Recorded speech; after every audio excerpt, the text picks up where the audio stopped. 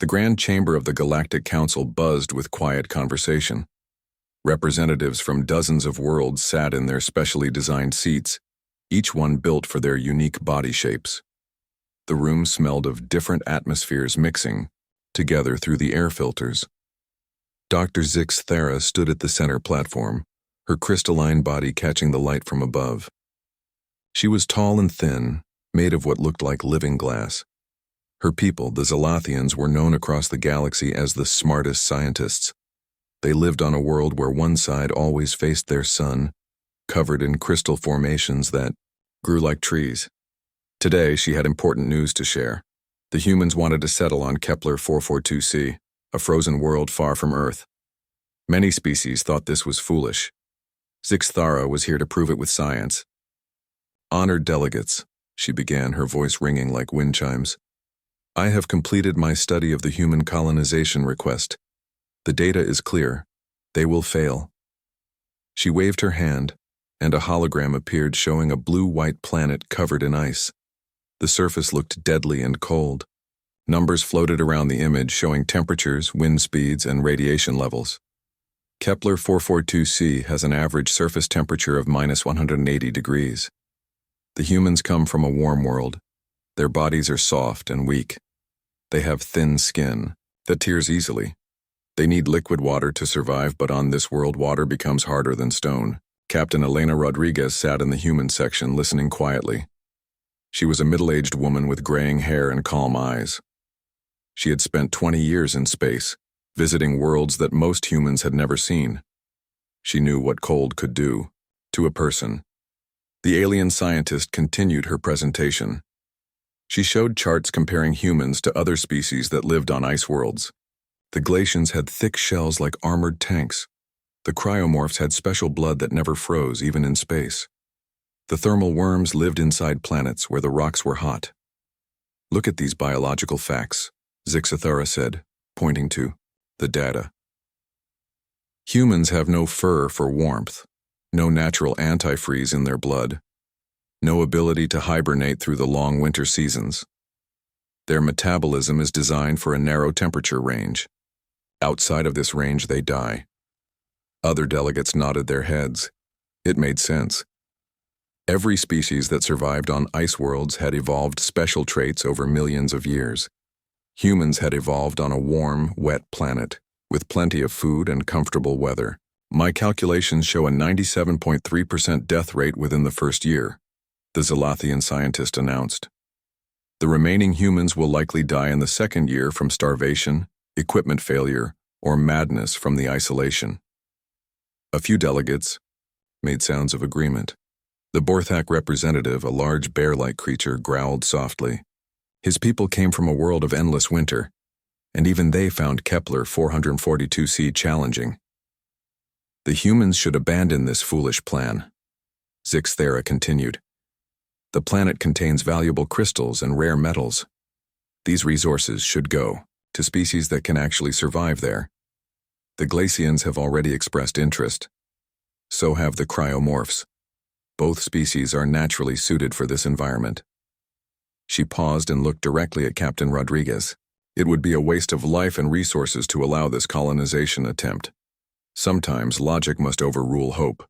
The chamber fell quiet. All eyes turned to the human representative. Captain Rodriguez stood up slowly. She was not tall compared to most aliens, but she carried herself with confidence.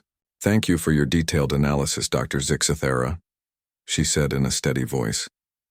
Your research is very thorough. You have clearly studied our biology and the planet's conditions. The Zalathians' crystalline features showed satisfaction. Finally, the humans were seeing reason. However, Rodriguez continued, I notice your study focuses only on our physical limitations. You compare us to species that evolved specifically for ice worlds. That is fair. We did not evolve on Kepler 442c. She walked closer to the center platform. But there is something your analysis does not include. You study how we are built, but not how we think. You measure our bodies, but not our minds. You calculate our individual survival, but not our survival as a group. Dr. Zix Thera's glow dimmed slightly. I fail to see the relevance. Biology determines survival in extreme environments. This is scientific fact. Is it? Rodriguez asked. Did the glacians evolve their shells in one generation? Did the cryomorphs develop antifreeze blood overnight? Evolution takes millions of years. But humans have something different. We adapt quickly. We change our behavior, our tools, our methods. We work together to solve problems. Adaptation requires time, the alien scientist replied firmly. Your species has had no exposure to such extreme cold. There is insufficient time for evolutionary changes. Captain Rodriguez smiled. Dr. Zixathera, with respect, you are thinking about the wrong kind of adaptation. We do not change our bodies, we change everything else. She gestured to the hologram of the frozen planet. You see death. We see a challenge. You see impossible conditions. We see problems that need solutions.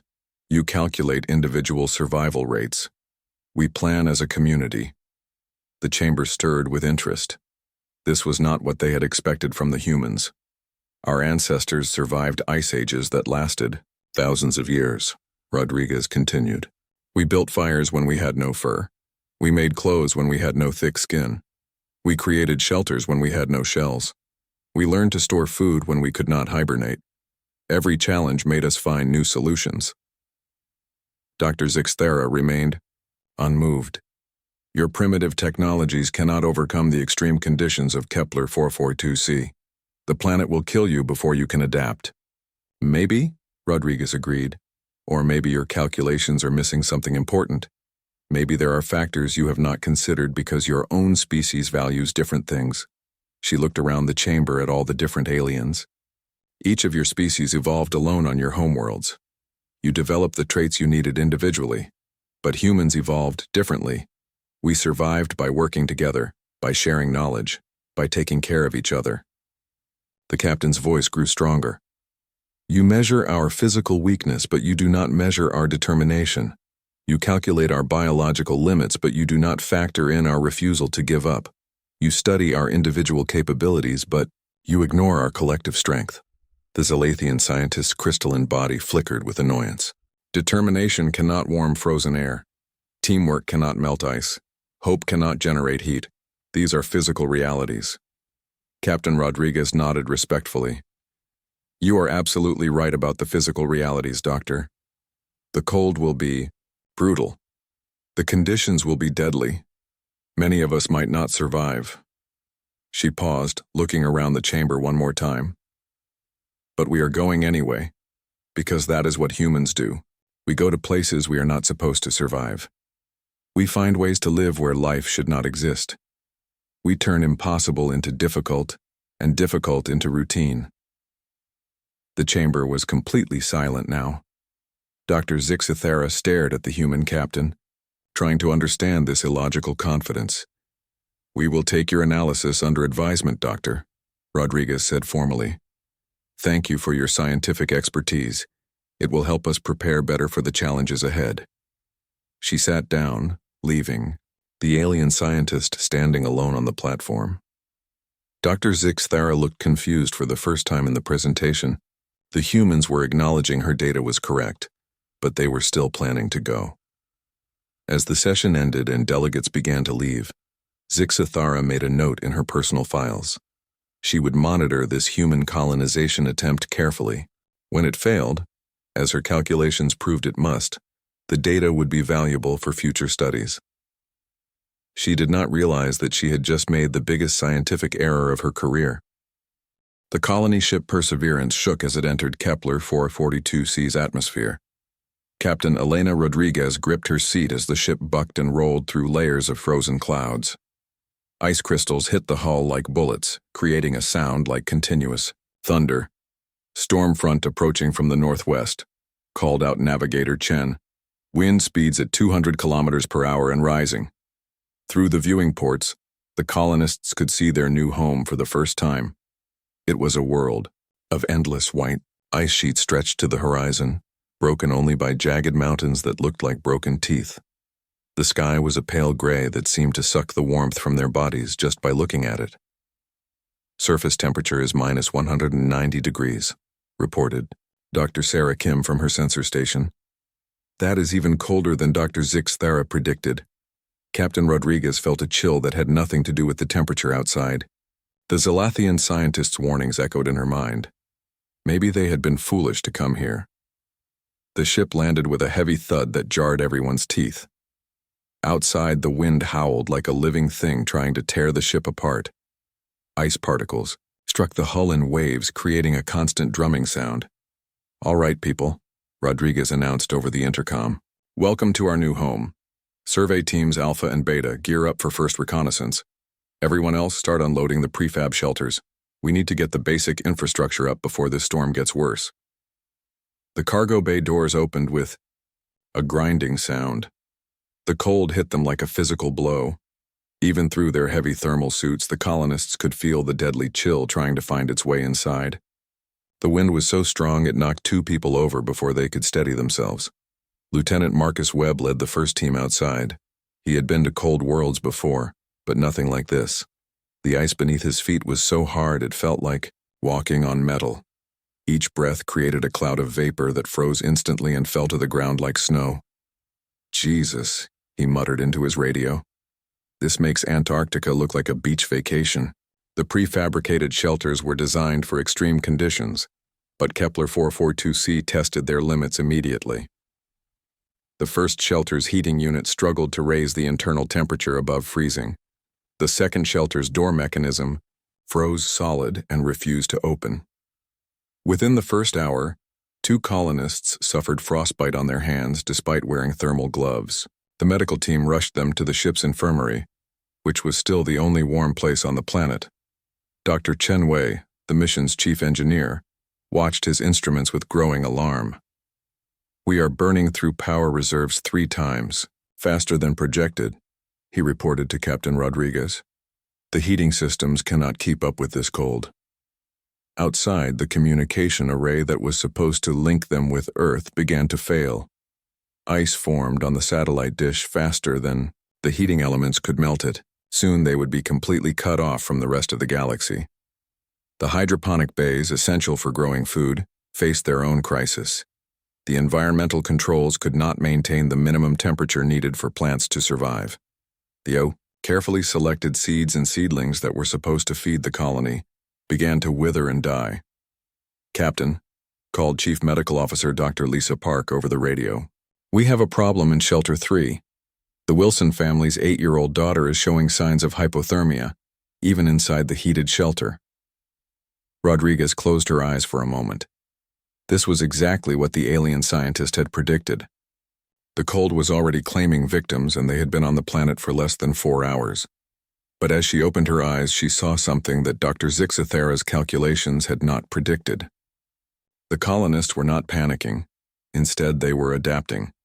Maria Santos, who had worked as a car mechanic in Detroit, was already jury-rigging better insulation for the shelters. She was using salvaged panels from the ship's interior, creating double walls with trapped air spaces.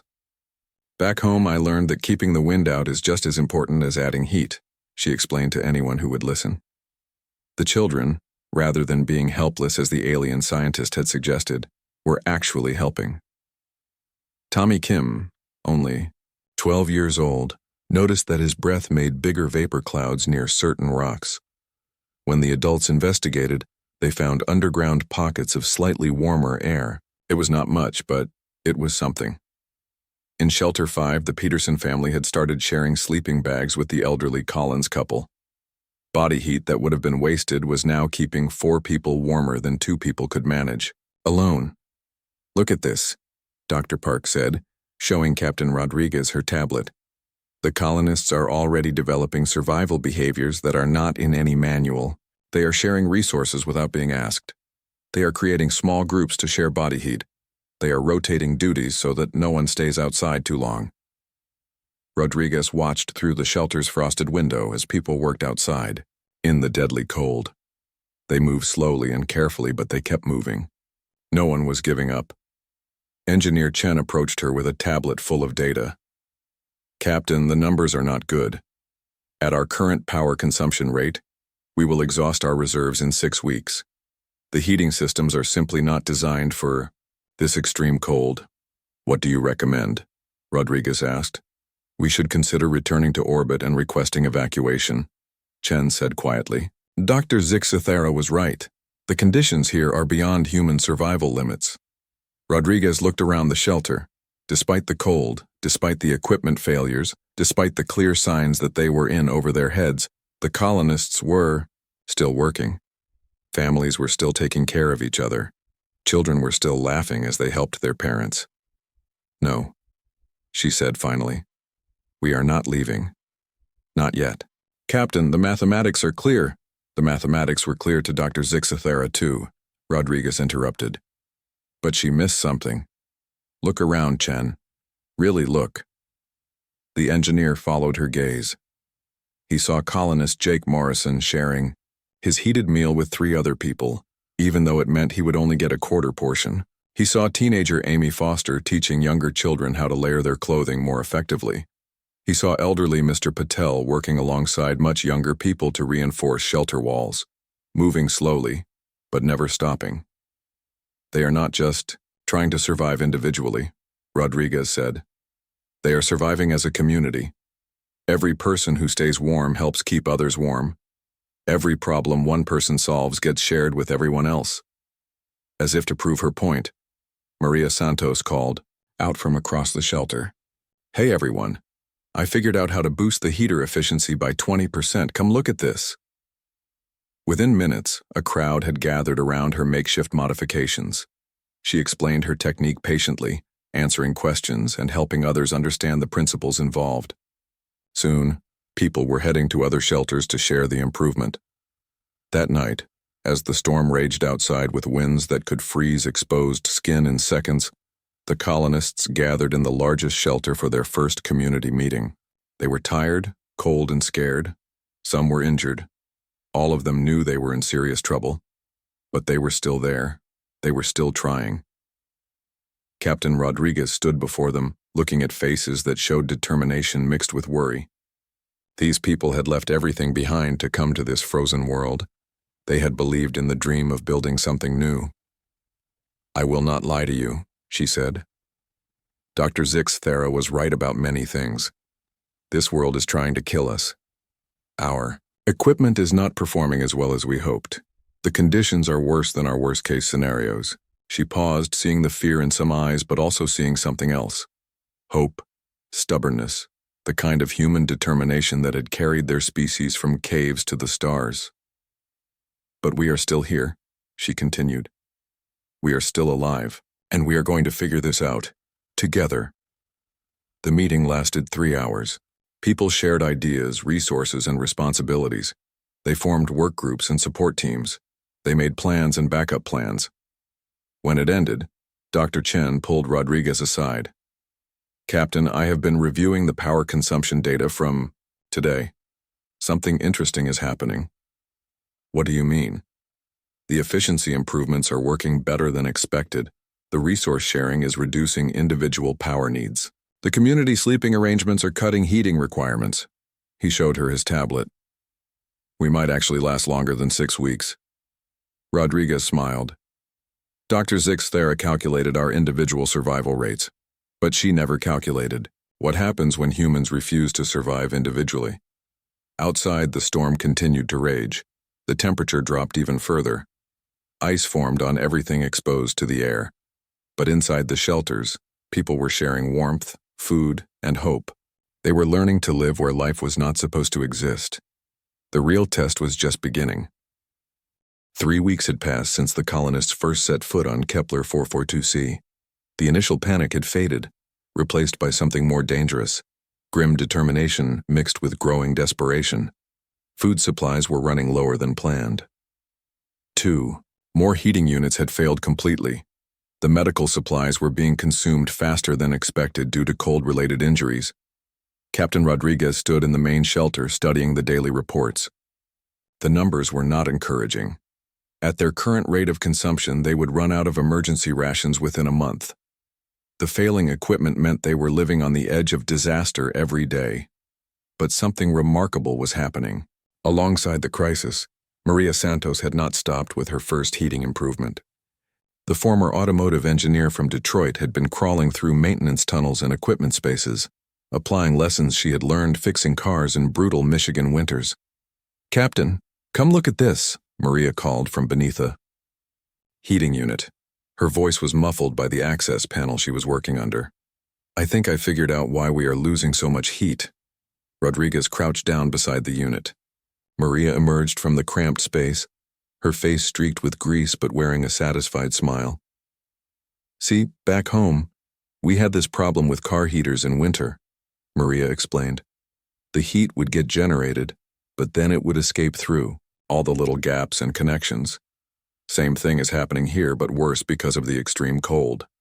She pointed to various joints and connections in the heating system. "These seals were designed for normal cold weather, not this Arctic nightmare. But I can fix that." Over the next few days, Maria worked with a team of volunteers to redesign the colony's heating distribution system. She used techniques borrowed from automotive repair, plumbing, and even cooking. Insulation came from salvaged ship materials.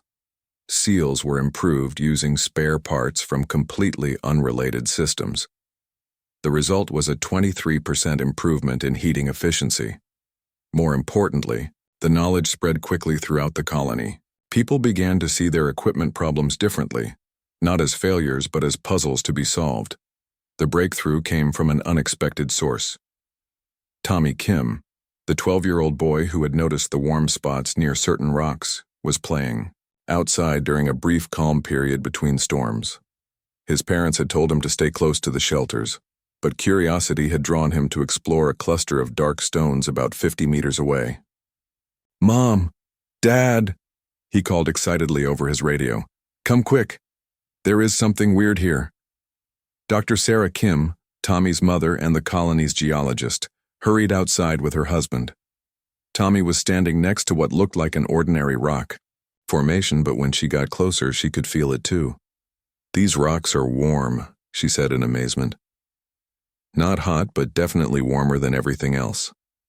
She pulled out her scanning equipment and began taking readings. What she found changed everything. "Geothermal activity," she announced at that evening's community meeting. "There are underground hot springs about 3 meters below the surface. The heat is conducting up through these rock formations." Engineer Chen was the first to understand the implications. "If we can tap into that geothermal energy, we can reduce our dependence on the ship's power systems." Within a week, the colonists had begun their most ambitious project yet. Using drilling equipment originally intended for mineral exploration, they began digging down to reach the underground heat sources. It was dangerous work in the extreme cold. The drilling equipment frequently froze and had to be thawed out. Several colonists suffered minor injuries from handling metal tools in sub-zero temperatures. But they persisted. Dr. Yuki Tanaka, the colony psychologist, documented the changes she was seeing in the community. People were not just surviving anymore. They were beginning to thrive in ways that seemed impossible. "Look at this," she showed Captain Rodriguez her notes. 3 weeks ago, people were barely managing basic survival tasks. Now they are undertaking complex engineering projects. They are innovating. They are taking risks. But it was not just the technology that was adapting. The social structure of the colony was evolving too.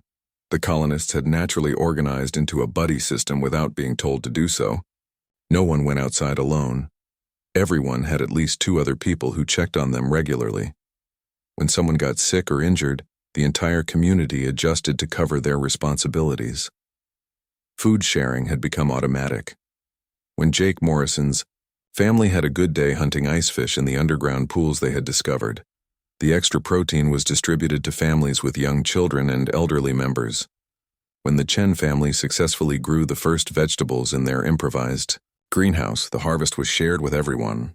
"This is not normal behavior according to most species survival models," Dr. Tanaka explained to Rodriguez. "Most creatures become more territorial and selfish when resources are scarce. Humans are doing the opposite."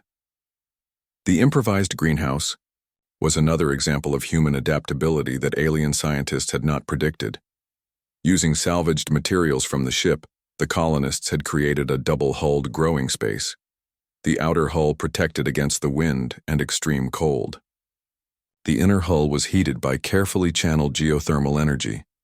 Amy Foster, who had studied agriculture before joining the colony, worked with engineer Chen to create growing beds using soil they had brought from Earth, supplemented with composted, organic waste. The first tomatoes and leafy greens were small and tough, but they were fresh food grown on a world where nothing should have been able to live. The plants are adapting too, Amy noted. They are growing slower than on Earth, but they are surviving in conditions that should kill them. Maybe we are all learning how to change. The children, rather than being a burden as Dr. Zixthera had predicted, had become some of the colony's most valuable resources. They adapted to the cold faster than adults. They discovered things that adults missed. They maintained morale with their play and laughter even during the hardest days. 8-year-old Lucy Wilson had figured out that certain types of ice were better for making construction materials than others. 10-year-old Marcus Webb Jr. had invented a game that was actually an effective exercise routine for maintaining fitness in the confined shelter spaces. But perhaps most importantly, the children were learning skills that no human children had ever needed before. They were becoming the first generation of humans truly adapted to life on an ice world, not through biological changes, but through cultural knowledge passed down from the adults who were figuring it out day by day. The colony's first major success came 6 weeks after landing. The geothermal power system came online, providing reliable heat and electricity for the first time since they had arrived. The celebration was quiet but deeply felt. "We are not just surviving anymore," Captain Rodriguez announced to the gathered colonists. "We are building something permanent, something that will last." Dr. Chen presented his latest calculations. With the geothermal power and the efficiency improvements, we can sustain our current population indefinitely. More importantly, we have learned enough about this environment to expand our operations. The colonists had also begun to create things that had nothing to do with survival. Maria Santos had started carving sculptures from the multicolored ice that formed around the geothermal vents. Mr. Patel had organized evening storytelling sessions where people shared tales from their home worlds and made up new stories about their adventures on Kepler 442c. Someone had even figured out how to make a form of music using the wind patterns around the shelters and strategically placed metal panels. The alien monitoring stations detected these sound patterns and could not classify them. They did not understand that the humans were making art. Dr. Zixthera measured our biological fitness for this environment, Dr. Tanaka noted in her reports. But she never considered our psychological fitness. She calculated our physical needs but not our emotional needs. She predicted individual failure, but never modeled community success. The colonists were beginning to plan for the future in ways that went beyond mere survival. They talked about expanding to other sites on the planet. They discussed what kind of society they wanted to build. They even began teaching their children about the homeworlds they had left behind, so that human culture would continue on this frozen world. Outside, the storms still raged. The temperature still dropped to levels that could kill an unprotected human in minutes. The planet was still trying to kill them every single day. But inside the shelters, warmed by geothermal energy and human cooperation, children laughed and learned. Adults worked and planned and dreamed. Families grew stronger under pressure that should have torn them apart. They were no longer visitors to Kepler 442c. They were residents, and they were just getting started. 6 months after the human colonists first landed on Kepler 442c, Dr. Zixthera received reports that challenged everything she thought she knew about survival biology. The crystalline scientist stood in her laboratory aboard the research vessel, logical conclusion, staring at data that seemed impossible. Her monitoring equipment placed in orbit around the ice planet showed readings that contradicted her careful calculations. "These measurements cannot be correct," she said to her research assistant, Dr. Kethvar. "Run the diagnostics again." Dr. Kethvar, a younger Zelathian whose crystal body pulsed with nervous energy, had already checked the systems 3 times. "All equipment is functioning perfectly, senior researcher. The data is accurate. The numbers were clear. Human survival. Rates on Kepler 442c had reached 94%. Not only were they not dying as predicted, but their biosignatures showed signs of thriving. Energy output was stable. Food production was actually increasing. Most shocking of all, the human population was expanding their footprint on the planet. This defies all biological logic, Dr. Zixathera muttered. There must be external assistance. Perhaps they are receiving supply drops from Earth. Or maybe another species is helping them covertly. But the orbital scans showed no other ships, no supply missions, no evidence of outside intervention. The humans were succeeding entirely on their own. Dr. Zixathera made a decision that went against her scientific pride. She requested permission from the Galactic Council to conduct a direct observation mission. She needed to see with her own optical sensors what was happening on the surface. 3 days later, her research ship landed near the human settlement during a brief calm period between storms. What she found shocked her more than any laboratory data could. The human colony had grown far beyond the initial landing site. What had started as a few desperate shelters had become a thriving community. Buildings made from local materials and salvaged ship parts stretched across the landscape. Steam rose from multiple points, indicating extensive geothermal infrastructure. But it was not just the size of the settlement that amazed her. It was the signs of life that should not have existed. Children played in insulated courtyards, their laughter echoing off ice walls that had been carved with decorative patterns. Adults worked outside in organized teams, moving with confidence across terrain that should have killed them. Gardens visible through transparent panels showed green plants growing in what should have been a lifeless wasteland. Captain Rodriguez met the Zalathian research team at the settlement's main entrance. The human looked older than she had 6 months ago, weathered by the harsh conditions, but she also looked stronger, more confident. Dr. Zixathera, Rodriguez said warmly. Welcome to New Hope Colony. We were not expecting visitors, but you are welcome here. The alien scientist's crystalline features flickered with confusion. The human was greeting her as if they were old friends, despite the fact that Zixathera had publicly predicted their deaths.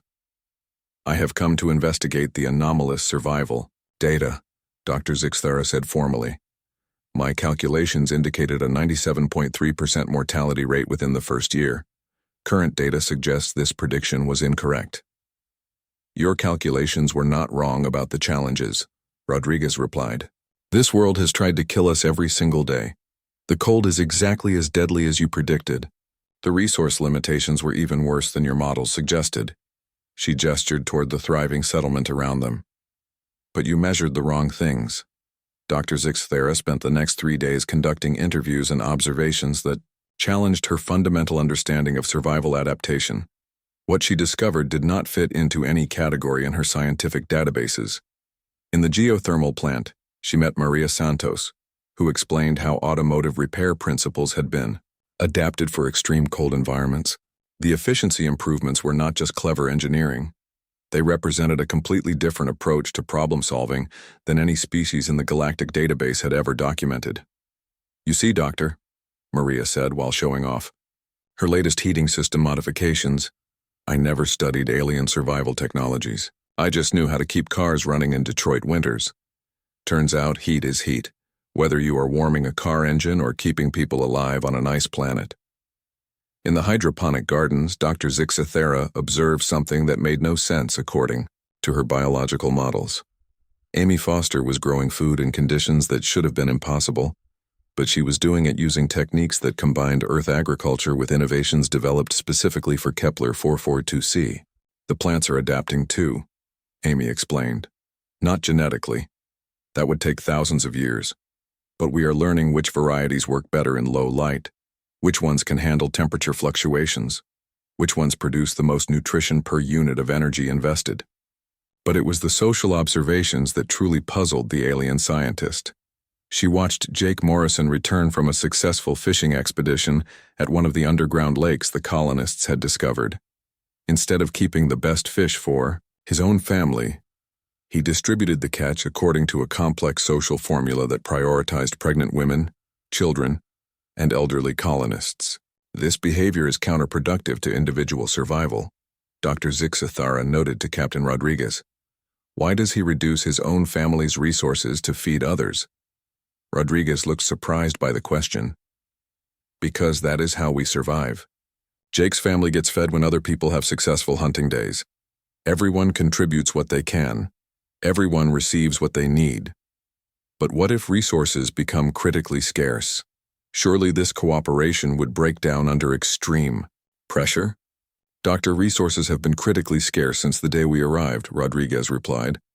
That is exactly when cooperation becomes most important. Dr. Zixathara documented behavior patterns that contradicted everything in her database about sapient species survival strategies.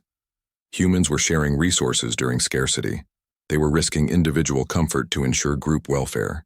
They were teaching valuable skills to potential competitors for resources. Most puzzling of all, they were engaging in activities that served no survival purpose at all. She observed Mr. Patel conducting evening classes for children, teaching them about Earth history and human culture. She witnessed Maria Santos spending precious free time carving decorative ice sculptures. She recorded Amy Foster organizing music sessions, where colonists created sounds using improvised instruments made from salvaged materials. These activities consumed time and energy that could be used for survival tasks, Dr. Zixathara pointed out during one of her interviews with Dr. Yuki Tanaka, the colony psychologist. Actually, they are survival tasks, Dr. Tanaka replied. Just not the kind that show up in biological models. Humans need meaning and beauty and connection to maintain psychological health. Without these things, our physical survival becomes meaningless. The Zalathian scientist struggled to understand this concept.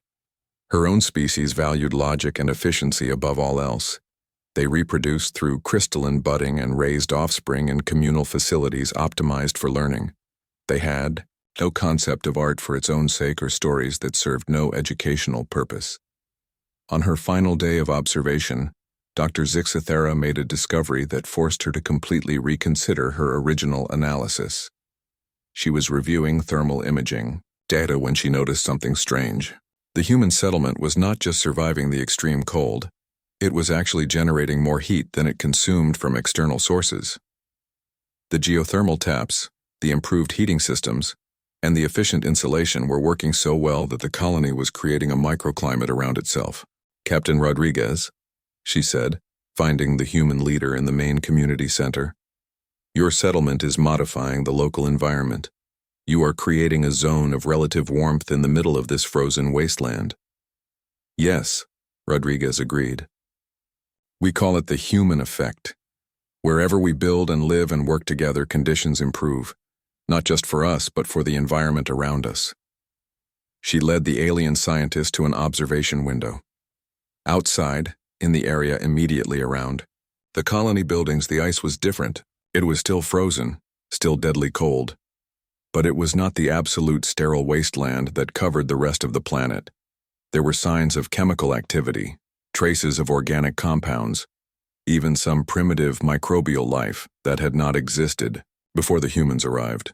You are terraforming the planet, Dr. Zixathara whispered in amazement. Not intentionally, Rodriguez said. But yes, I suppose we are.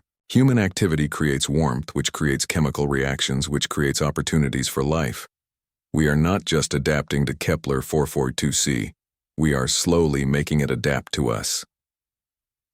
That night, as Dr. Zixathara prepared her report for the Galactic Council, she realized that she had made a fundamental error in her original analysis. She had calculated based on individual survival metrics that applied to most sapient species. But humans were not like most sapient species. She had measured their biological limitations without considering their technological adaptability. She had analyzed their individual weaknesses without factoring in their collective strengths. She had predicted failure based on physical challenges without accounting for psychological resilience. 1 year after the first human colonists set foot on Kepler 442c, Dr. Zixathara stood before the Galactic Council chamber once again. This time, however, her crystalline features carried a humility that had never been there before. The same delegates, who had listened to her confident predictions of human failure, now waited to hear her revised analysis. The chamber buzzed with curiosity. Reports from Kepler 442c had reached many worlds, and the story of human survival against impossible odds had become the subject of intense discussion throughout the galaxy. Honored delegates, Dr. Zixthara began, her voice no longer carrying its previous certainty. I stand before you today to present a significant correction to my previous research. A hologram appeared, showing the human colony as it existed now. The small cluster of desperate shelters had grown into a proper settlement with multiple districts. Geothermal plants provided power to over 200 buildings. Gardens under transparent domes produced food year-round. Even more remarkably, the settlement was expanding, with construction underway at 3 separate sites across the planet.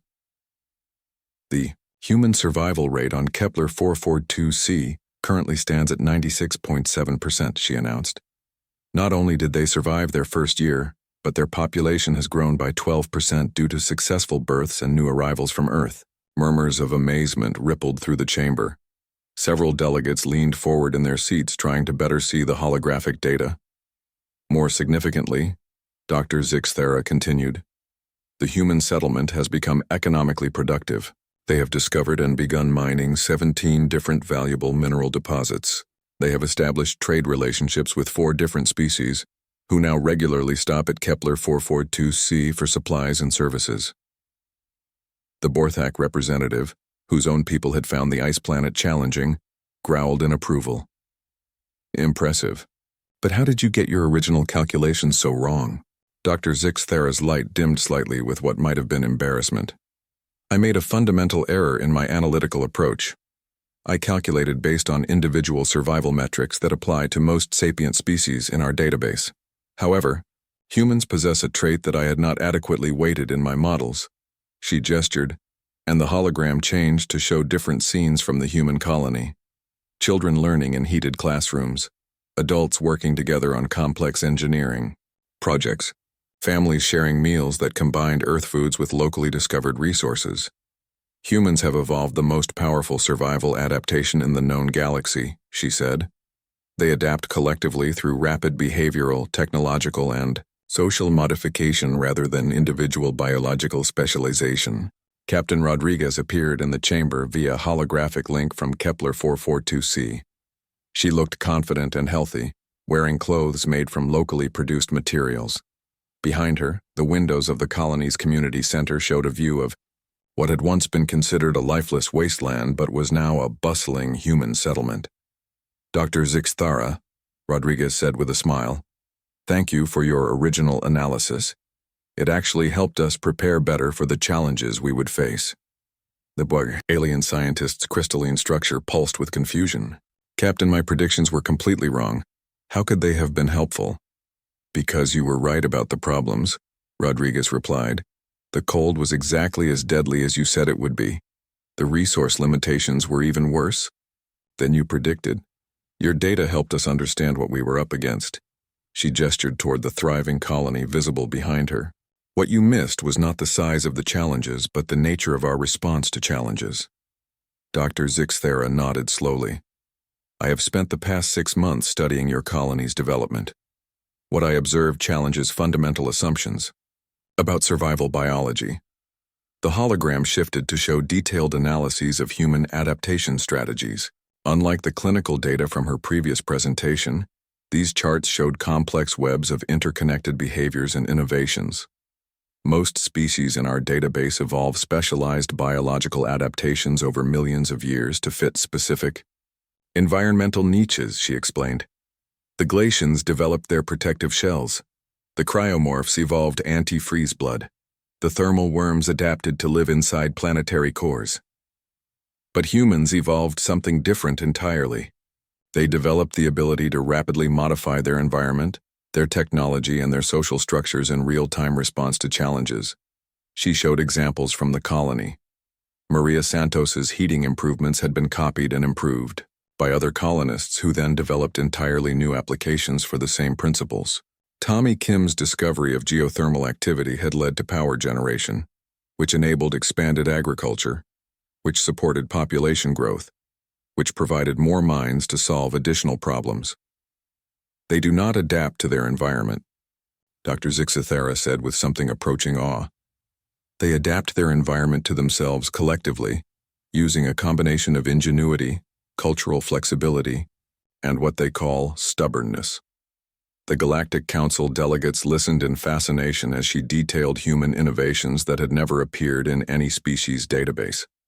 Social resource sharing systems that became more efficient under stress, rather than breaking down. Educational structures that preserved cultural knowledge while simultaneously developing new survival skills. Creative activities that served psychological needs essential for long-term survival. Most remarkably, the Zalathian scientist continued, they accomplished this while maintaining social cohesion and even finding ways to create beauty and meaning in the harshest conditions. The hologram showed recent images from the colony. Ice. Sculptures carved by Maria Santos had inspired other colonists to create their own artistic works. The settlement now featured decorative gardens, painted murals on shelter walls, and even a small performance area where colonists held concerts using instruments made from salvaged materials. These activities serve no direct survival purpose, Dr. Zixathera noted, yet they appear to be essential for maintaining the psychological health that enables continued survival and innovation. Captain Rodriguez laughed softly. Doctor, those activities are survival tools. They are just not the kind that show up in biological analyses. Humans need hope, beauty, and connection to keep fighting when everything seems impossible.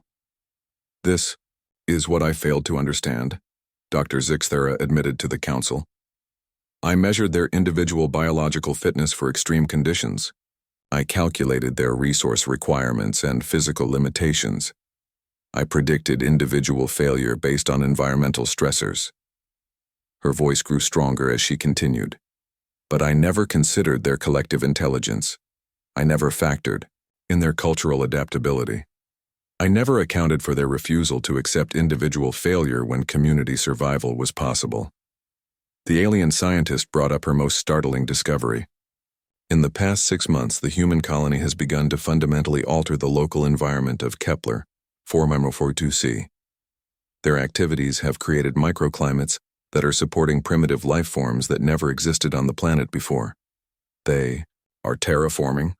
Asked the Crithian delegate, whose species was known for their planetary engineering abilities.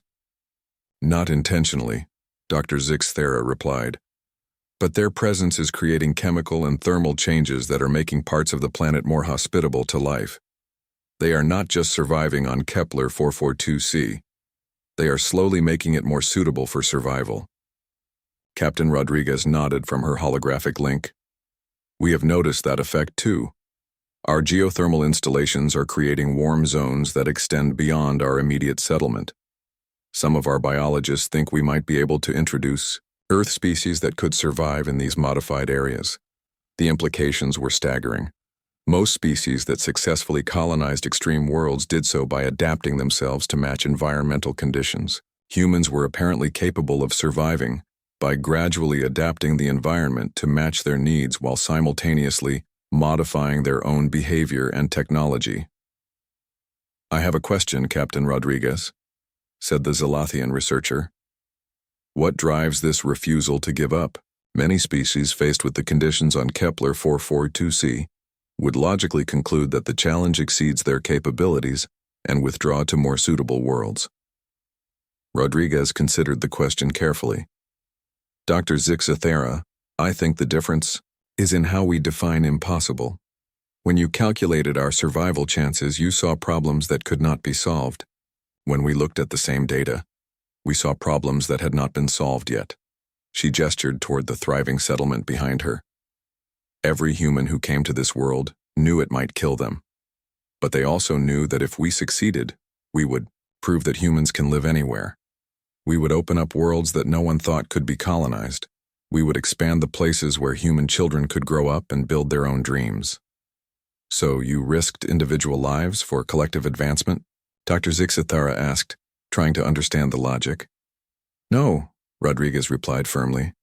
We risked individual lives for individual dreams that could only be achieved collectively. Every person here chose to come. Every person here believes that some things are worth the risk of failure. As the presentation concluded, Dr. Zixathera made her final observation.